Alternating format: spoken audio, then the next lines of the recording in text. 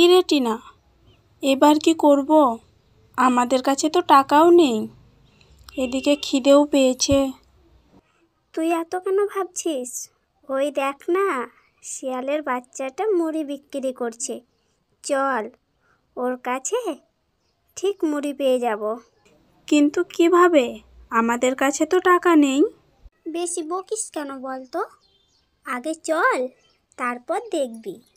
ওই মুড়িওয়ালা, আমাদেরকে মুড়ি দেন তো। কটা মুড়ি দেব? 2টো মুড়ি দিন। তোমরা দাঁড়াও, আমি দিচ্ছি। বলছি, তোমার কি বিয়ে হয়েছে? কেন, আমাকে দেখে কি মনে হচ্ছে? আমার তো মনে হচ্ছে তোমার বিয়ে হয়নি। কি আনন্দ, আমাকে দেখে বুঝতে পারলো না যে আমার বিয়ে হয়েছে। আমি ধরাও দেব না যে আমার বউ আছে। তুমি ঠিকই ধরেছ, আমার বিয়ে হয়নি। তাই? বলছি, তোমার কি কোনো গার্লফ্রেন্ড আছে? না না, আমার কোনো জিএফ নাই। তুমি না খুব সুন্দর। সত্যি বলছো? তুমিও খুব সুন্দর। ইস, লজ্জা লাগে। বলছি, আমাদের টাকাটা? না না, তোমাদের টাকা লাগবে না, তোমরা যাও। সত্যি বলছো? আমাদের টাকা লাগবে না? তাহলে আমরা আসি। দেখলি তুমি না কিভাবে বিনা পয়সায় মুড়ি পেয়ে গেলাম। সত্যি, তুই পারিসও বটে।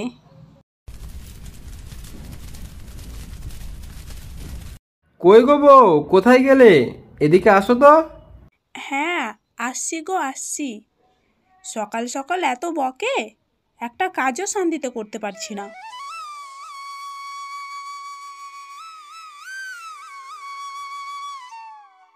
বলো, কি হয়েছে? বলছি আমাকে খেতে দাও, অনেক দেরি হয়ে গেছে। কেন? কোথায় যাবা? কেন গো, স্কুলে যাব মুড়ি বিক্রি করতে। এত তাড়াতাড়ি কেন গো? অন্য দিন তো 10টা না হলে যাও না। বেশি বকো না তো, দাও দেখি, খেতে দাও। বলছি, এখনো রান্না হয়নি, যাও আগে বাজার করে এনে দাও। কেন বাজার করা নাই? দাও টাকা দাও, বাজার করে আনি। কেন গো, তোমার কাছে টাকা নেই? কালকে তো মুড়ি বিক্রি করে আসলে। না মানে, কাল যখন মুড়ি বেচে আসছিলাম তখন টাকা হারিয়ে গেছে গো বউ।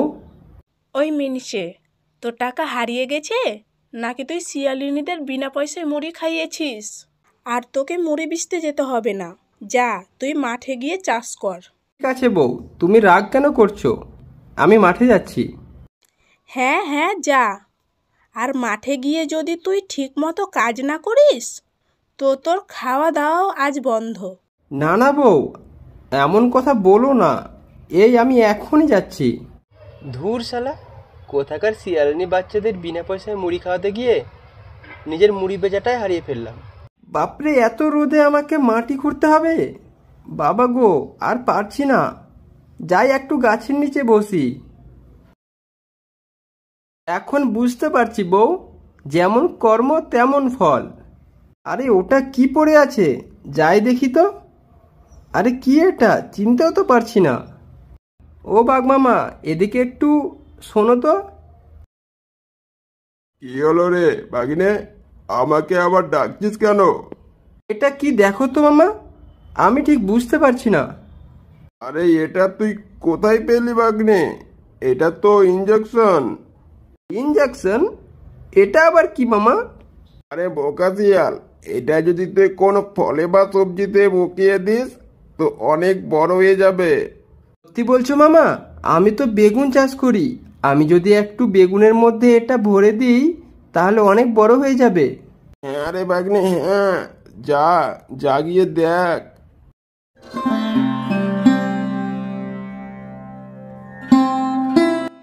ও বউ, দেখো দেখো আমি কি এনেছি।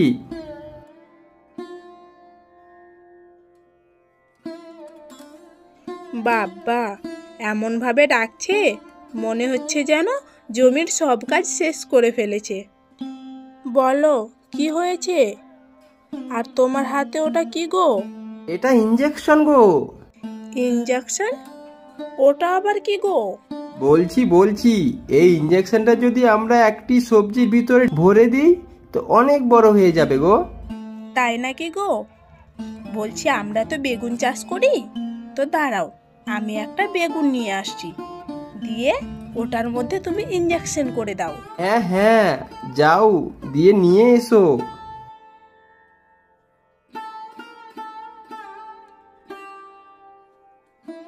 ও মা, কি অবাক কাণ্ড!